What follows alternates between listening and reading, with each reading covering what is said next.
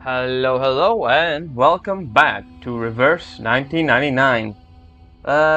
Last time we entered Antarctica, met Nautica, and saw her have a panic attack over what the hell's going on with the madness here. So that's something. So let's see what else we can suffer. We can figure out from this.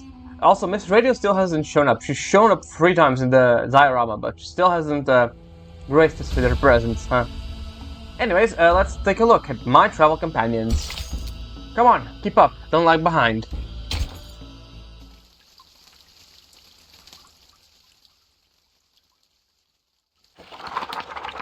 Yep, there's the mask. Manus Vindictae is an extremist pureblood arcanist organization. They used to act covertly to disrupt the world order in hopes of reviving Arcanum. However, in the last year, they've become much more active, even encouraging ordinary people to wear their masks and endure their trial. It's suspected that they went high profile in order to quickly attract more believers. That's true, yes. According to our intel, they'll hold an important ritual in Antarctica soon. And we're searching for someone who may play a vital role in this ritual. Heard.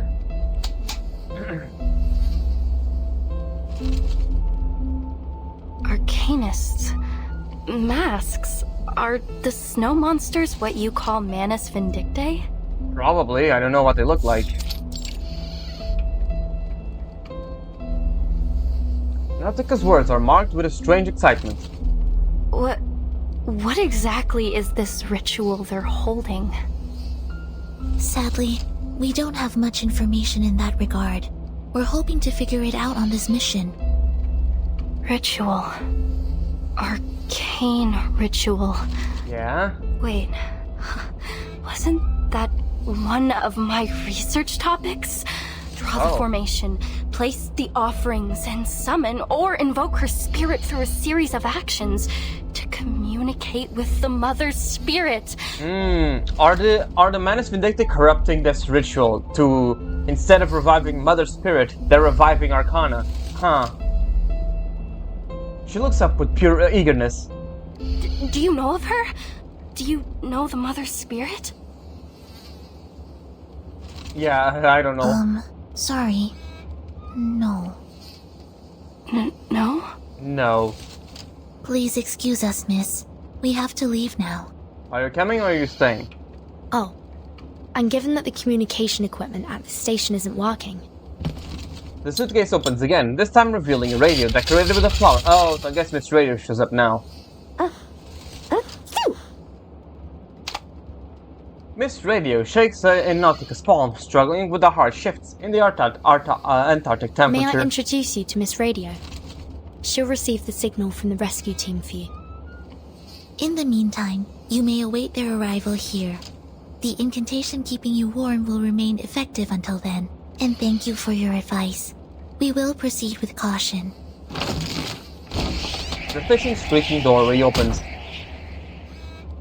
Hello, little explorer. You can call me Miss Radio, as the timekeeper said. The heart of Antarctica, an arcane ritual, a vital role. Yeah, you wanna go, don't you? The guide appears, then fades from human sight. If the devoted journey, let their songs unite. Damn it, Nautica. Yeah, you want to go. is reciting a message from the Mother Spirit herself. Focus. The guide appears, then fades from human sight. If the devoted journey, let their songs unite. Hello? Can you hear me? I don't think she can, Miss Radio. Your topic, your research. I assume you're here in pursuit of something, just like the rest of your family. Their dream. Your dream. Yep. Mahdu's voice is snapped off as Nautica's bolts to her feet. This is a chance of a lifetime. Yeah, your explorer feelings won over your fear. The visitors' boots are already cleaving the deep path through the snow outside the station. The door closes heavily and slowly behind them. Wait! Yep. The door swings open again as Nautica rushes out to holding out Miss Radio. Sonetto averted. Her hands tremble with excitement as she pulls a map from her pocket and struggles to unfold it in the wind. A crumpled sheet of waterproof synthetic paper bearing a deep grooves with red ballpoint ink. I drew this map myself. It's a draft, yes, but, well, in this situation, it is the authoritative guide on Antarctic mythological archaeology. I recorded everything I saw in Antarctica on it. See? Here's the route from the station to the hinterland. And here, the landmarks along the way. And this, I charted the topography around the ruins at the heart of Antarctica. Right here. Yeah. Ruins? You mean there's an undiscovered site in the heart of Antarctica? There is indeed. Yes, exactly! It's never been recorded in any reports. It's a brand new discovery of our team. The two exchange glances. And Manus Vindicte's hiding place. Sonetto nods. It's highly possible that the ritual will be held there. But we've never entered the ruins. The closest we came was in its periphery, but the weather was too severe. We had to turn back. But if Matu is right, we'll make it this time. And by we, you mean... Us three. 4 if you count Miss Radio. Well, if it's possible, would you mind taking me with you? Nautica takes a timid step, shuffling towards like a penguin. You see, I could be in danger waiting here by myself. Why not just follow you and... She gulps a sharp breath of dry, cold air, and her voice quivers again. And... wait a minute. Is there really a rescue team on the way? Yeah, probably. I don't think Vertin will lie about that. Meanwhile...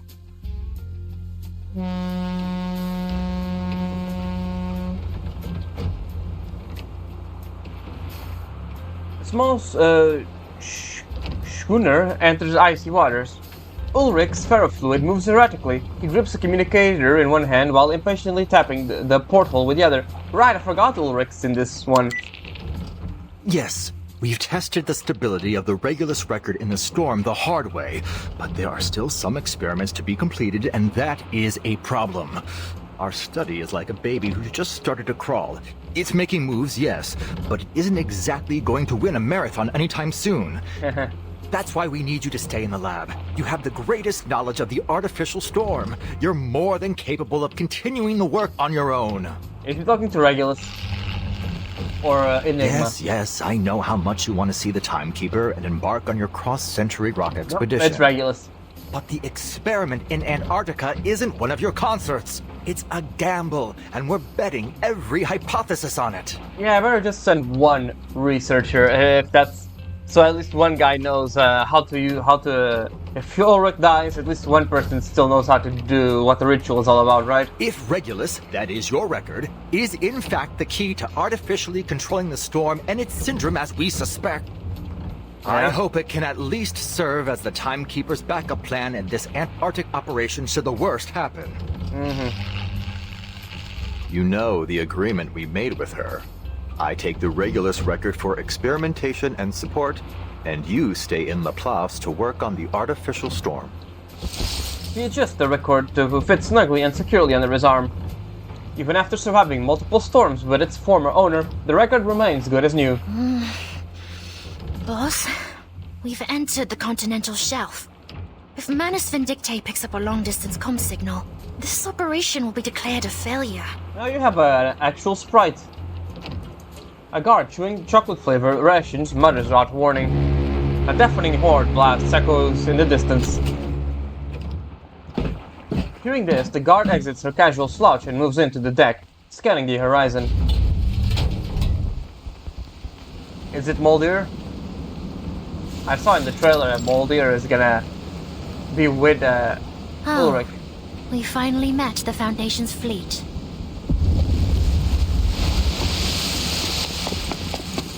What? A dark shadow cloaks the heaving waters. Ulrich looks up from his communicator. Oh, that's his nice art.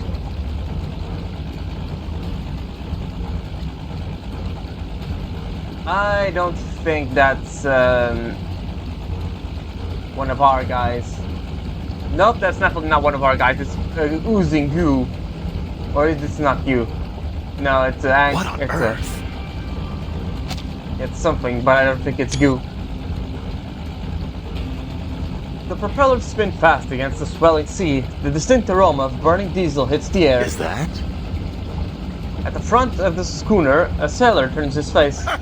Triglav, the battleship, and Dina, the destroyer. Oh, they deployed from Petropavlovsk-Kamchatsky. Traveled halfway across the world to get here. Looks like they're finally on the last stretch to Antarctica. I think that keeping ships is a bit hard with the storm, since there's only a few select places that are immune to it. So they must be like the last ships the Foundation has, or at least Xeno. From the north? Surely not. What, from the North Pole to the South? That's a big journey. That's halfway across the world. Yeah, that's right. Seems that Commander Krayas and Admiral Song have struck a deal. And it blew up immediately. A torpedo explodes, hundreds of meters away. A strange animal-like screaming is heard as the waves splash over it. Let's just do that again. Hold on! Adjusting the sail angle! Oh, damn it! No one told me we'd be fighting on the front bloody line. It's one of them armed Magnus beasts that the Manus modified. Didn't expect their first line of defense to be an actual monster. Xeno's elite expeditionary force versus the army Manus Vindictes gathered across multiple storms. Let's see how this pans out. This is gonna be a right hell of a fight. Yeah, pretty much. What is he so excited about? Come on! Help me at the helm! Alright, fighting time, I guess. After one last boom, the shrieking Magnus submarine quickly dives in the water. Soon, the icy ocean turns blood red. A line cuts through the crimson waters, moving fast towards the fleet. 135T, prepare to engage. Bridge ready. And there are a lot more characters with actual sprites instead of those with no eyes, huh? In this one. Warships maneuver over the icy sea. Relays of orders and replies come stacco and clear over the radio. The guns inch into position, aiming to hit the water at 6 o'clock. Let's see if their liquid metal reactor can resist Type 65-76 torpedoes and our aerial firepower. Attack! Yep, there he goes. To be continued. No fighting this time. Alright. Oh, no fighting, actually. But just at the end. Alright, let's take Ezio out of here. And, where is she? Where is she? There she is. She is, right. We'll ready set to out level up together. while we're here. Might as well. Don't forget you're setting I up was again, waiting. right? Oh, never mind. And you'd like- Okay, give me a second. Alright, I just did a little bit of quick farming to get this. So let's see what her insight to finally.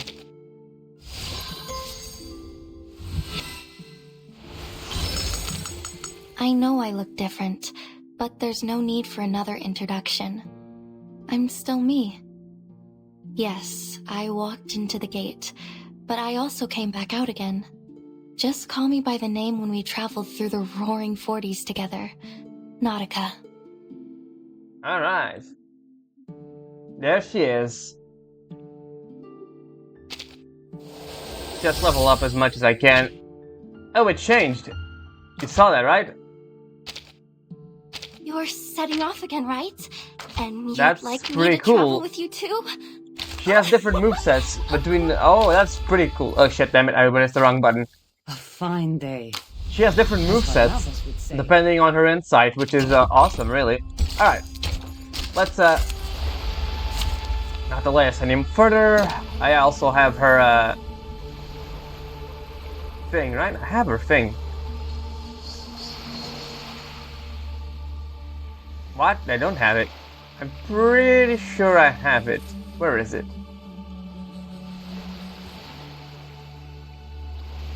What? Hold on. There it is. Weird.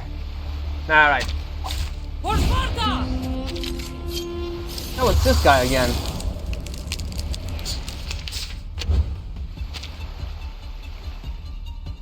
Sensing their thoughts, taking a peek. My sword is... I'll show you. Ah, damn it, I forgot to put Patutu in. Ah, so Face she's... the truth. Leave me. Die. Now! She does damage to herself and others. Okay, I see how it is.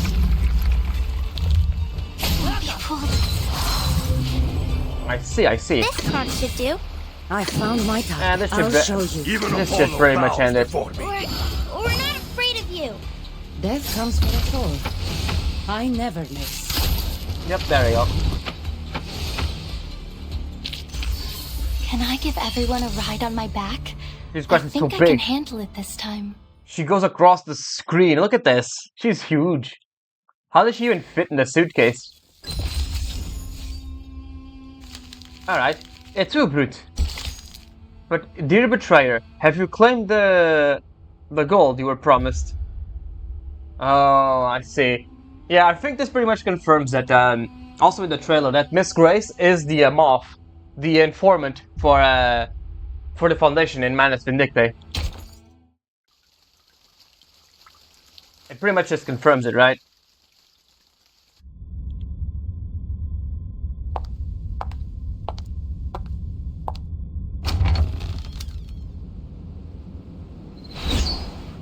Oh. Whoosh. A thin lead arrow hits a gallbladder, splitting bile and blood. Nearly half. The young apostle grows pale, her breath faint as a whisper. What? Nearly half of the Magnus submarines have been sunk. Speak up. Drop your pompous little act, girl. You'll win no favor with me through airs and graces. Nearly half of the Magnus submarines have been sunk. That's more like it. The lead arrowhead finds another target. At last, those white-clad fools have levied some retaliation. How kind of them to finally join us. Another arrow is fired.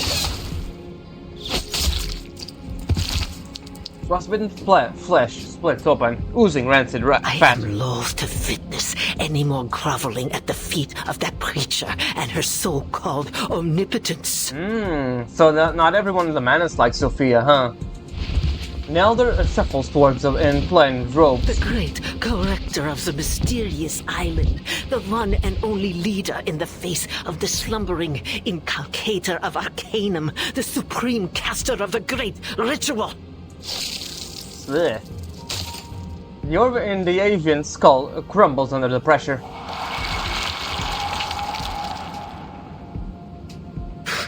She was nothing but the wrong person at the right time. Damn, she looks cool too. I like the veil and the different colored eyes.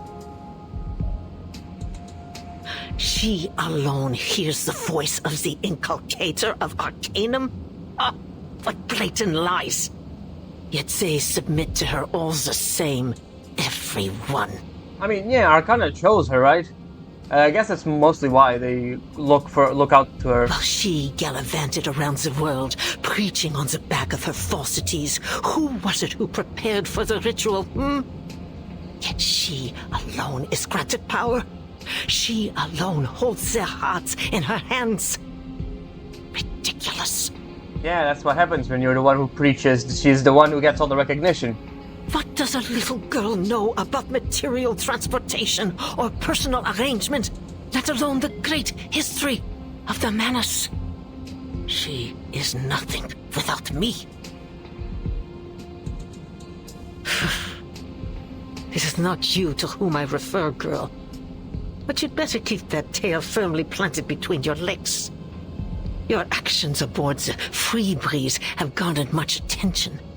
Attentions that could easily have been avoided. Now the whole world has their sights set on the southern hemisphere, and it's all thanks to you.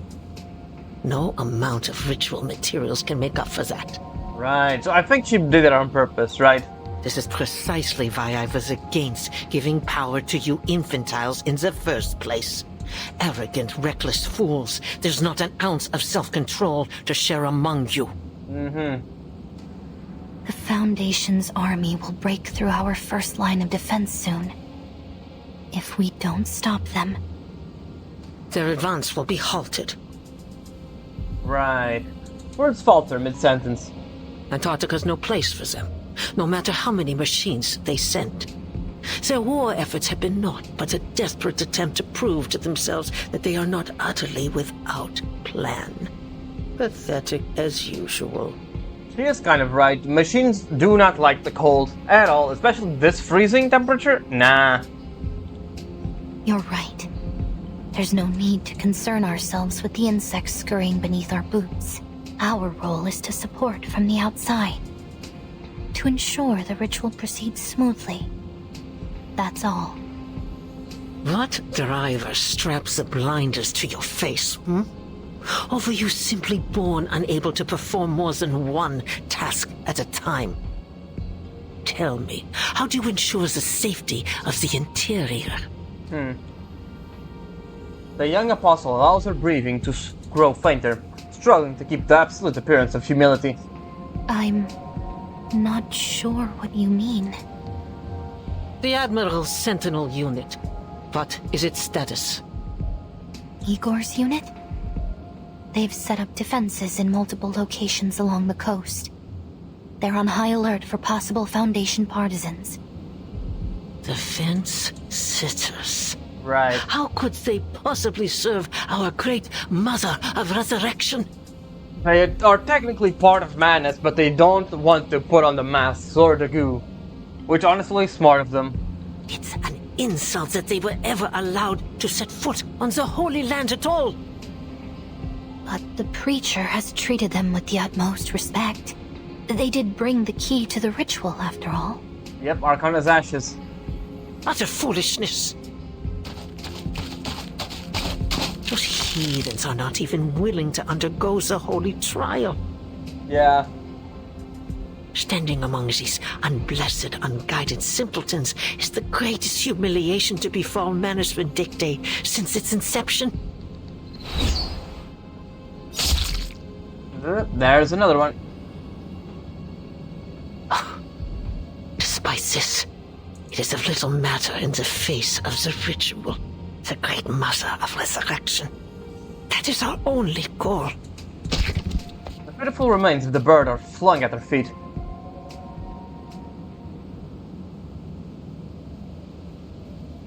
Alright. The tents are pitched, yet exhaustion lingers like frost in the cold morning. Former Xeno Sentinel unit. The aircraft...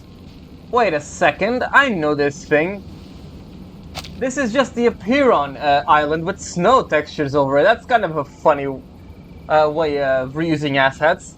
Yeah, I recognize the beach and the mountain. Okay, that's a clever reuse of assets. The aircraft captain leans out, shaking his head towards the woman standing before one such tent. Lieutenant, we have run the check-in program. The problem is with the pedal. It's malfunctioning, which is somehow deviating the set UR rate. That is why we had such severe turbulence and deviation just now. I suggest we do not fly Canis Minor until we have done a complete overhaul. The weather is just too extreme in Antarctica. Moldier takes stock of her soldiers, then takes a confident stride towards the transport helicopter. Report to the Admiral. We're still some way away from our designated station, but it seems we have no other choice for now. Yeah, she also looks pretty good in this outfit. The gloves could be a little fuller though. You're in Antarctica. You really should not keep your fingers exposed. At least we landed in a place with enough space and sightlines to perform our task. This is the best we could have done, given the situation. Well done, Daniel. Of course, Lieutenant. Now all there is to do is wait. Wait indeed. Wait for what? The answer is about to be set free. Attention! We have an order from Admiral Gore. We are the perimeter defense of Antarctica. We must be ready for any possible attack from the Foundation. The Admiral is stationed in the Sanctuary. From there, he will administer orders to both us and Ptolemy's infantry squad at the other front. Right. Ptolemy is still alive, right? Andrew didn't kill him. Mulder adjusts her collar, her mouth dry. Any unit entering the sea within visual range is to be considered a signal to engage. Understood? Yes, ma'am. The soldiers respond in a disciplined harmony. She scans the ranks, then lowers her head. Blinking, she finds herself mesmerized by the strange golden flurry dusting her combat boots.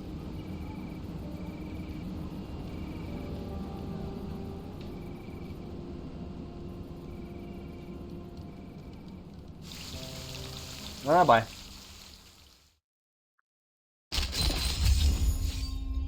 We know that Mulder doesn't fully adopt the Manus thing, right? She basically only joined them because her father, Igor, went after them, right? Oh, hello, guy. What's up? Predicting the other player's moves is always more interesting than playing them yourself. Oh god, you are a redhead. This is the first time we see you, huh? About this piece of yours. She's no part in this operation. You may have other plans for her? She's quite durable and useful piece indeed. She's brought many interesting whispers from the dark, hasn't she? It's a pity moths don't last long in the rain. I've already passed the ritual intelligence on to Verton. They'll need her assistance to reach it. Just Moth alone. Please allow me to deploy the elite squad to assist. Your team's never made contact with the Timekeeper before, have they? That's correct. She always prefers the softer touch. That won't be necessary. This isn't combat. Some doors require only a light touch to open. And your Moth needs a light to fly to. This will likely be her final delivery. Oh god, I think Grace is gonna die this time. Workplace Survival Guide. Reading between the lines, detecting micro-expressions and important workplace skills, even in Antarctica. Who are you? Mr. Forget-Me-Not entrusted me to deliver the Fountain of Youth to the Sanctuary and to assist you with the ritual preparations. This is my first time having the honor to enter the holy place, Apostle Animus. Oh? So the ever-noble for Mr. Forget-Me-Not deigns himself to such a task now, does he? What happened to him? It's not my place to question his affairs, Lady Apostle. But when I last saw him, his condition was concerning. Tch, more likely the result of incompetence than the price of brewing the immortality elixir. This was his most sacred charge. No matter his state, he ought to have crawled back to the sanctuary himself to grovel at Mother's resurrection feet, to eschew pilgrimage over mere flesh wounds.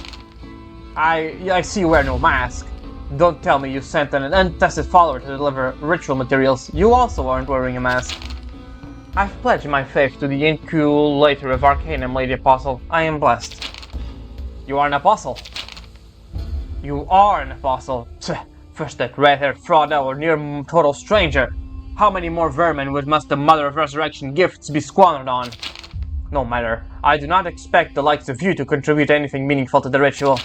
You'll follow my orders. Whatever title Forget-Me-Not gave you, remember who rules this sanctuary. As you will, Apostle Animus. Alright. Have a safe journey. Let's just be grateful that there are no traffic police in Antarctica. Oh no, what are we doing, Verton? Are we crashing another car?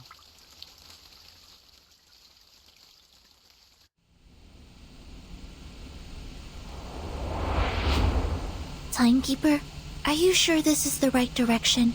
Please trust me and my map. This is the way to the ruins. I promise. We need to catch up with Dr. Doris as soon as possible. Hold on tight, everyone. I'm going to speed up. Please slow down. Just a bit. Oh, Verton. Tiny blue flower shakes wildly in the wind, straining to grow towards the sheltered side. The snowmobile races across the frozen plain, its driver's face composed and certain.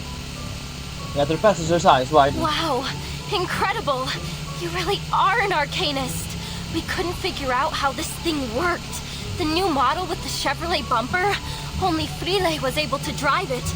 Oh no. But you knew how to drive it as soon as you touched the handle.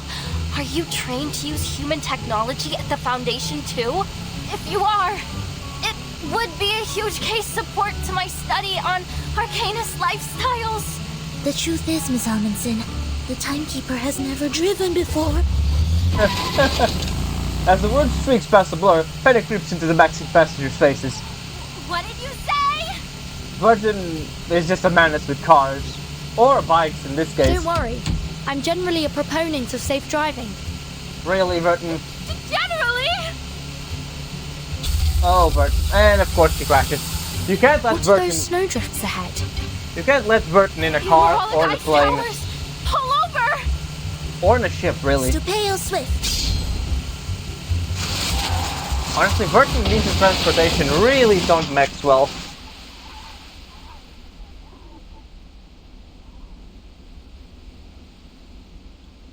She really just crashes everything, huh?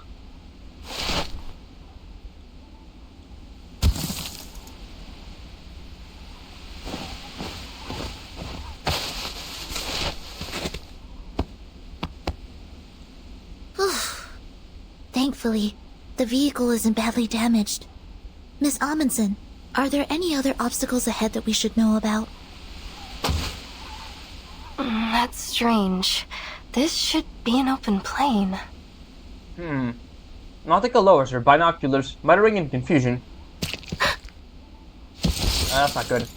She stumbles backwards as her feet slips over an outcropping of ice. We should take a detour. This place isn't suitable for snowmobiles.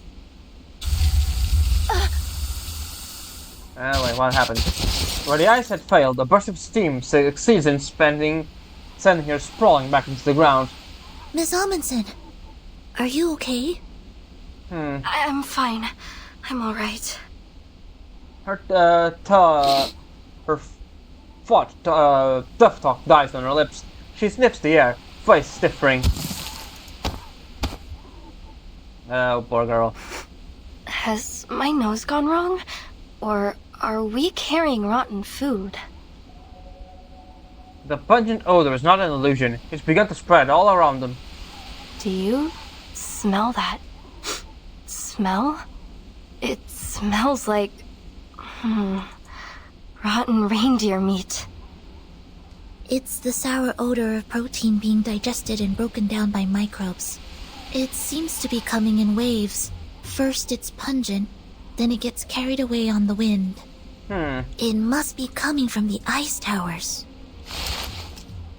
Senator crouches, examining the hissing ice formations. What are these towers exactly? When there's magma beneath the surface, hot gas escapes through narrow cracks in the crust. When it meets the cold air, it vaporizes and forms hollow towers.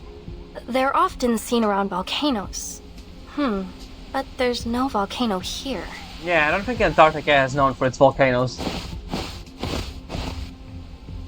Crouching on the ground, Nautica's fingers gather crusted deposits from the vent's rim.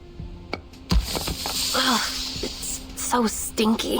Probably sulfur. It probably The shouldn't. sulfur dioxide in lava does have a strong smell, but it's not as sour and smelly as this. Besides... She begins an analysis at breakneck speed. Beads of sweat roll down her forehead as she shudders involuntarily. The last time my team and I were here, these towers weren't. So they're new. That was less than 100 days ago. They shouldn't have formed so quickly. And I've never seen towers like these before. They're so short and close together, like a beehive. Oh, girl, you're such a nervous mess. It's almost like... Like? Like they're the pores of the continent. Oh. Yeah, she did say the Antarctica was alive, didn't she? She unconsciously edges behind Sonetto for protection. They are warm on the inside. Warm? Sonata raises a hand to examine the sample, not noticing her own fingertips have begun to tremble. Boom. That's more a hiss than a boom, but alright. Without warning, the nearest ice tower erupts, a geyser of foul-smelling vapor blasting several meters skyward. Miss Radio is blown over, plunging deep into the snowbank. Don't hurt my precious flower. Her muttering complaints is cut short by a panicked shriek nearby. Oh no. Burton! Snow! Look! Is it snow monsters? Oh, that's a finger. That is a finger. Oh no. That is not good. What is that? A nail! It just sputtered out of the tower. So it's just people, huh?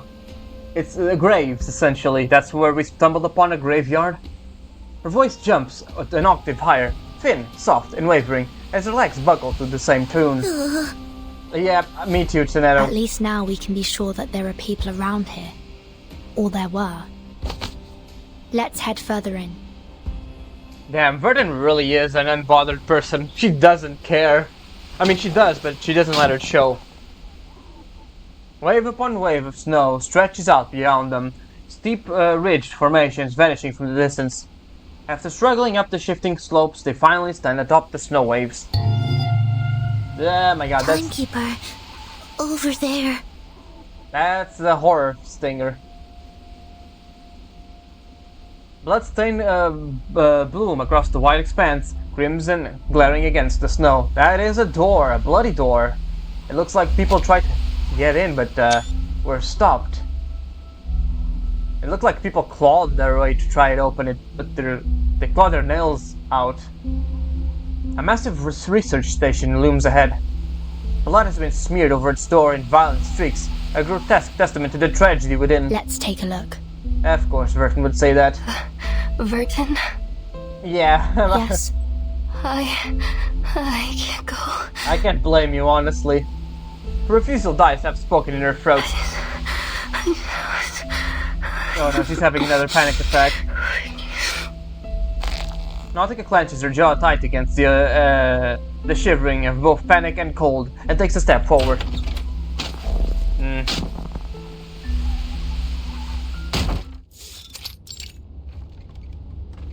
Well, we don't know where we are. Picking one way past bloodstains and toppled insulation panels into the darkness proves difficult. This is a large station. They have a kitchen, separate bedrooms, a biolaboratory, and a daylight simulation room. I wonder if we're gonna have the Thing reference here, since there are so many research stations, and these guys, the developers, do like their horror references. But judging by the mess, it's been abandoned. Huh? Oh, I think that's his blood What's in the this window. sticky substance on the ground? It's black algae. There's so much of it here. Watch your step. It could be slippery. The research continues. There are arcane fluctuation traces on the desks and chairs. Timekeeper, look over there. Following their pointed fingers deep into the shadow's interior, a faint glimmer pulses. Excuse me? Is anybody there? That's not a good thing to ask, Burton, but... Hello? We're here to ask for help. Yeah, I don't think we should go any further. Sinato! What? Oh no. Her teammate's voice rings out from the adjacent room. Yes? Timekeeper. Oh no. Unfinished words fall to the ground like wet sand. Oh yeah, there's just blood everywhere. That's not good at all. It's impossible to tell whenever what's left of it is human or a lamb. A tent stake pierces his palm, pinning it high on the storage room wall. The arctic hand slips between the exposed boots, rushing into the room. The corpse's frozen feet kicks out over dust-covered cans. Dried blood has crumbled into flakes in the hyper-arid air, scattering like snow when the wind stirs. He's been dead for quite some time. There's an odd mark carved into his forehead. Look at his hands. His nails have been pulled off. Yeesh. Silence fell over the tree. It's like some kind of sacrifice. Some cultures believe the connective tissues containing keratin are unclean. Yep. Yeah. Yeah, girl. Take your time. Overwhelmed by the horror of the sight, she drops to her knees and reaches violently. Stop it, Matu. It's just a corpse. It's not the first time you've seen one. It's not the first time. Her hands are trembling as she clutches her head. Something else is off. There's gauze on the floor. And brown powder around his wound. Looks like somebody gave him first aid. Timekeeper, look! What's that hanging around his neck? A stethoscope. He was a doctor. Aside from a few creases on the tubing, it looks rather new. Or at least well kept. Do you think he was a doctor? The body's bloodied, but the stethoscope is clean.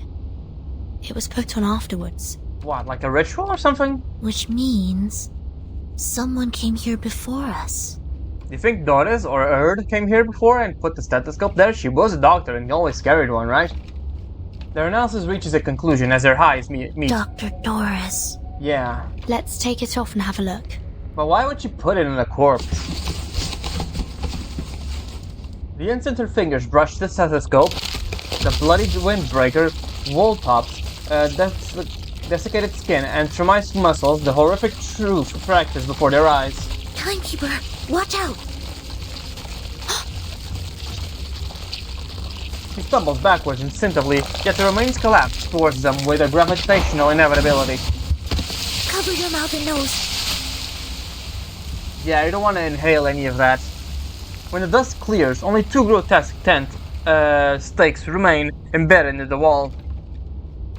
Was the stethoscope the only thing? Within the great eternal mystery, even death itself shall die instantly. Wow, that isn't good.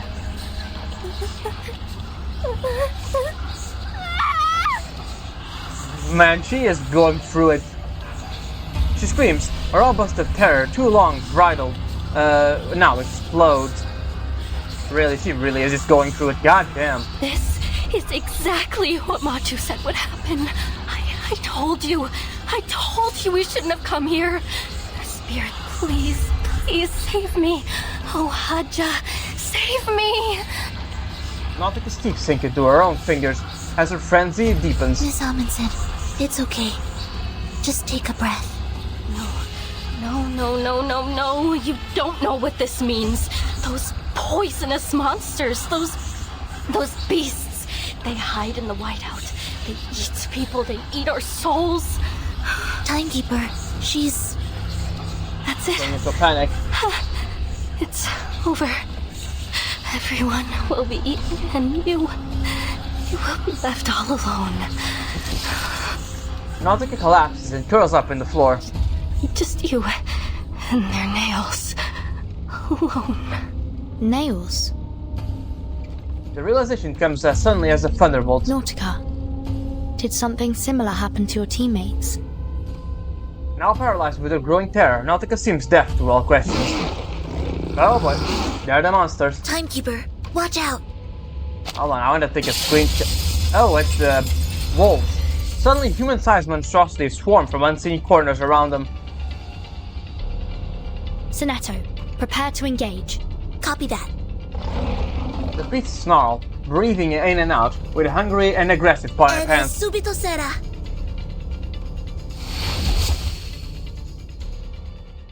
Off to battle, I guess.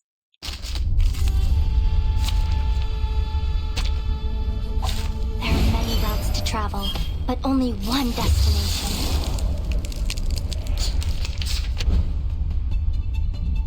Yeah, right? These are the biggest sled dogs I've ever seen.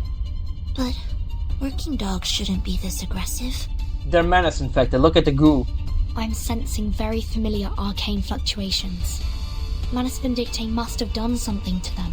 Yep, they're blue and black, and they have goo on them, so they're the menace. Perhaps a calming incantation will abate the effects of the arcane skill they cast on them. Alright, let's just This one should do. give her adaptive. Taking a peek and sensing their thoughts. We're not afraid of you. There we go. Though it may come with pain. Nice. Won't be fooled. I said go away. Alright. Oh look, here's another one. I'll show you. Taking a peek inside. Alright. That comes with a sword. Nice. Cassandra just takes care of them.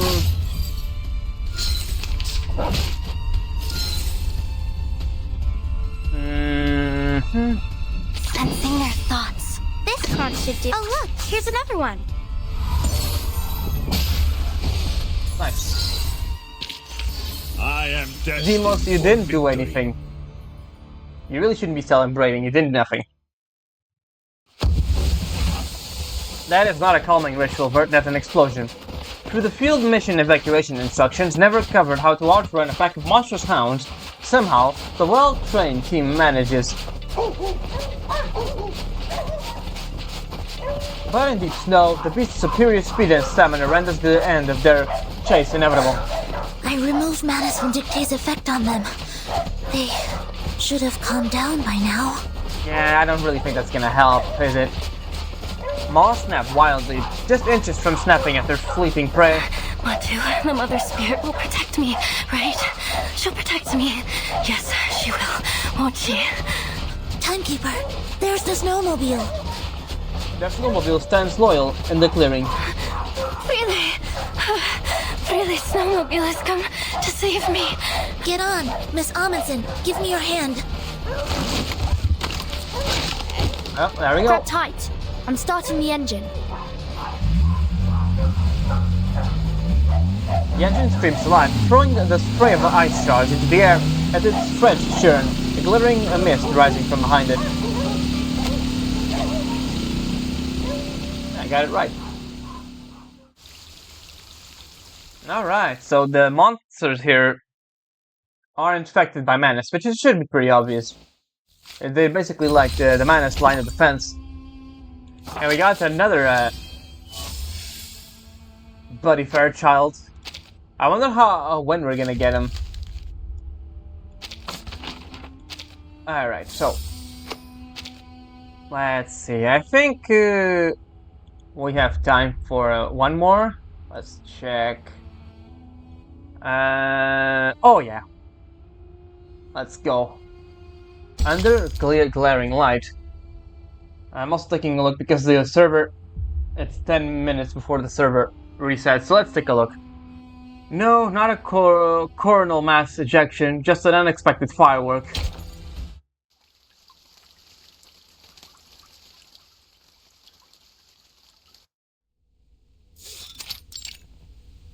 Another abandoned research station. Another equally forgotten research station.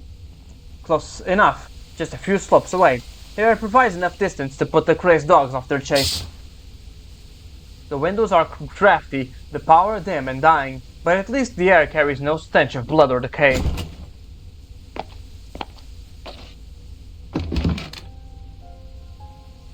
Every room has been checked. There are no hidden enemies. Thank you, Sonetto. Let's take a rest before we set off again. Timekeeper. According to the official map, the previous station we entered is called Shackleton Station.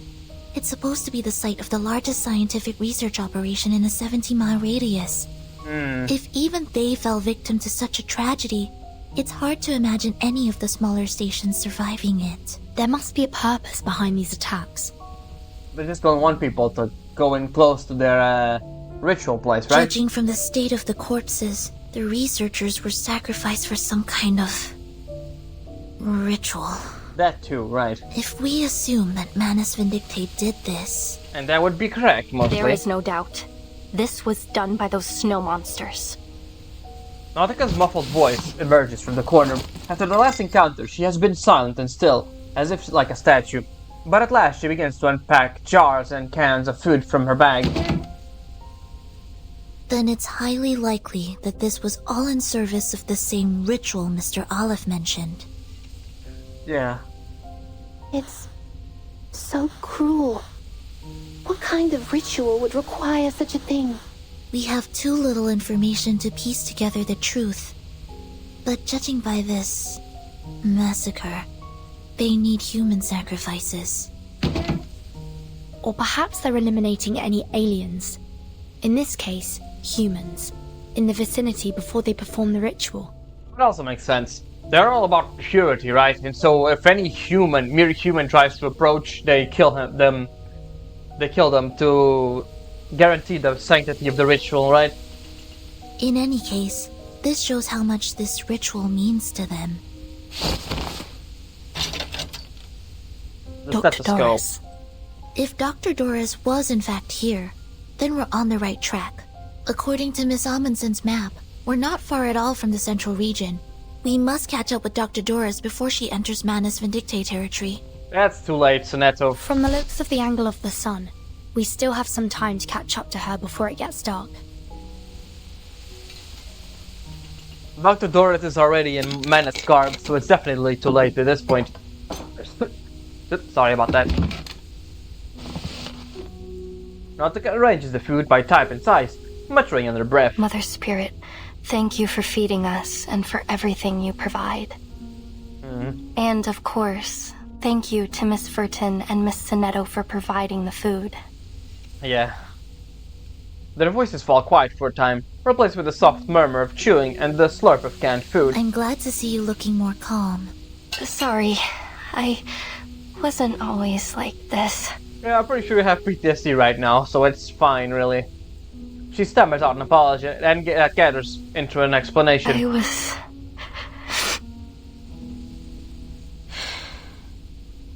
They said I was like a fearless sled dog. Don't worry. I understand. We've all gone through things that have scarred us.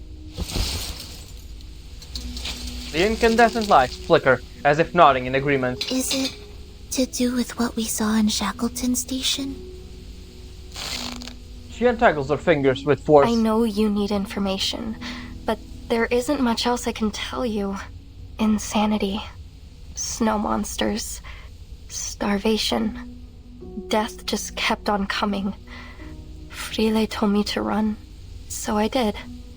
I ran all the way back the way we came. I ran fast as I could. But when I got to the station, everyone had either left or... She stops, unable to continue. Words aren't necessary to piece together the rest of her story. I'm sorry. Nautica shakes her head, meeting Sonetto's gaze.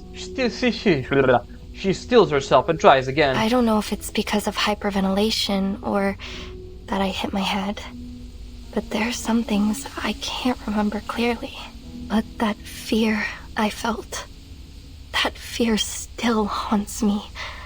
I'm no longer as brave as I used to be. Miss Amundsen. Back in my hometown, you're considered brave if you can tame a reindeer. We have a racing festival every year. Whoever wins the race serves as the voice of the Mother Spirit. They hear her voice, and it beats its rhythm in praise of the sun, and the flag of our village is raised high into the sky to declare their victory. I was the best dog and reindeer trainer of my age. I always thought I would be the one to beat the drum one day.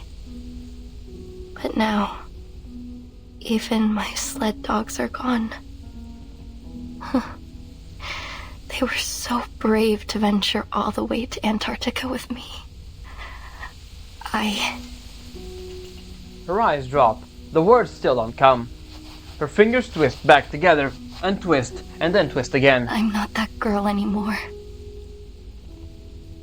The air feels damp.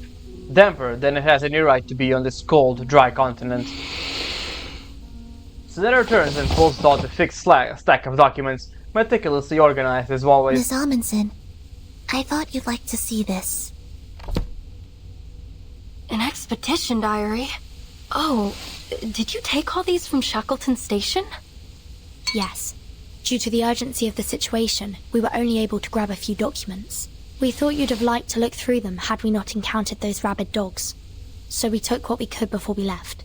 A survey of the Antarctic cryptobiosphere, an index dictionary of arcane ruins, a polar guide to the arcane cultivation of vegetables.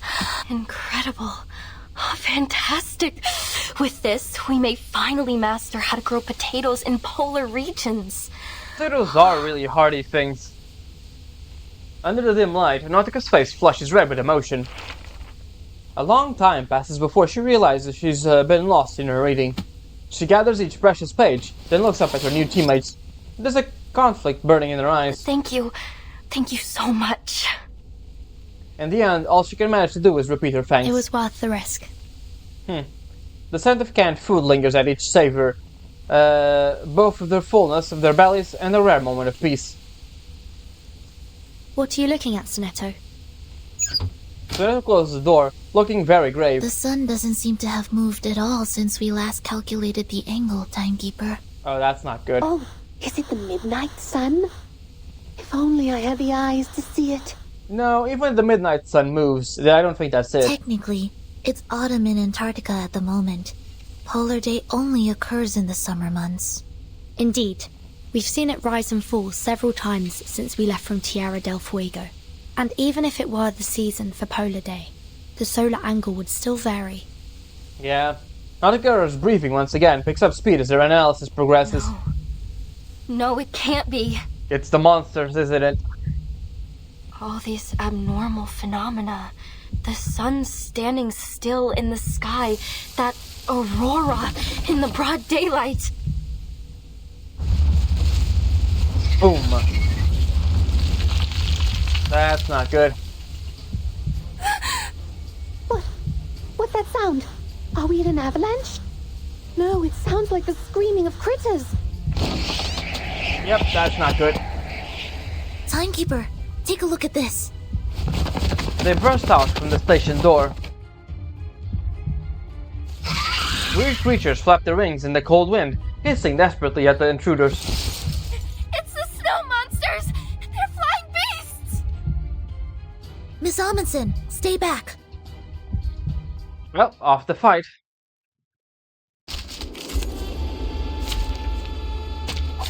Stay behind me.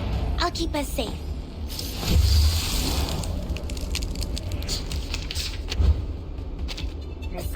Oh, shit.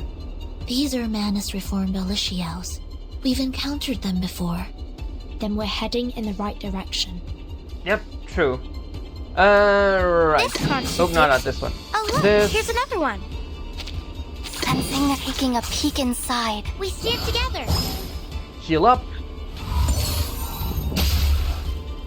Though it may kill pain. Stay away from me. Yeah, it's just the more damage she gets, the more of this, right? I think that's how it works. This con should do. Sensing their thoughts.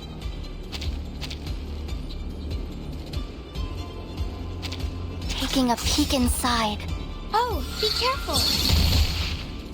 You are Oh, not so that's what the adaptive thing means, huh? Face the truth. Close your eyes. Interesting. Oh, that's a cool effect. Oh, shit. Ah, damn it. Server timed out. God damn it. Okay, give me a second. We'll be right back. Alright, we're back. The server rolled over and yeah, that's pretty much it. Let's see. Yeah, Taking a peek inside. This con should do. I'll show you. Close your eyes. We're not afraid of you. Oh, be careful. Yep, Cassandra should just end them. There we go. I am destined for Bro, you really like the sound of your own voice, don't you, Demos? That's alright.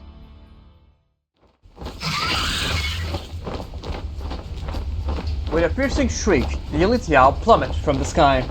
As if perfectly aligned, it lands square and heavily on the poor snowmobile. No. Damn, poor girl really is going through it. She dashes out, desperate to save the vehicle teetering on the edge of destruction, only to be held back by her companions. Don't.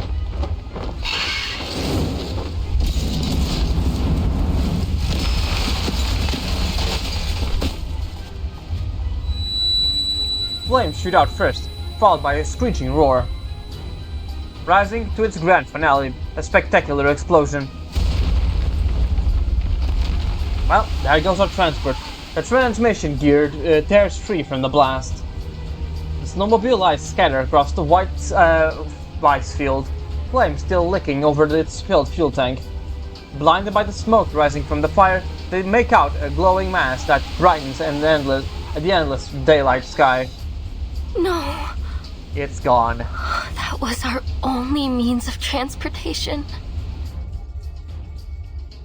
And now we're stranded. Wonderful.